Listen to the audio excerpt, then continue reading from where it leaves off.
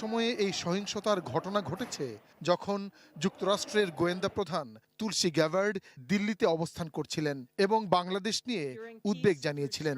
অবশ্য ওই বক্তব্যের প্রতিবাদ জানিয়েছে অন্তর্বর্তীকালীন সরকার।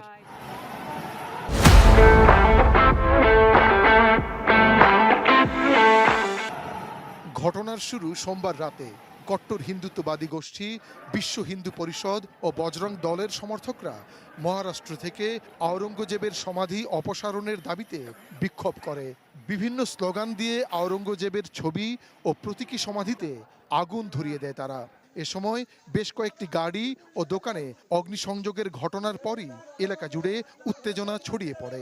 এক পর্যায়ে ওই এলাকার মুসলিম ধর্মাবলম্বীরা এর প্রতিবাদে মিছিল করে রাস্তায় নেমে আসেন। পরিস্থিতি নিয়ন্ত্রণে আনতে টিয়ার শেল নিক্ষেপ ও লাঠিচার্জ করে পুলিশ।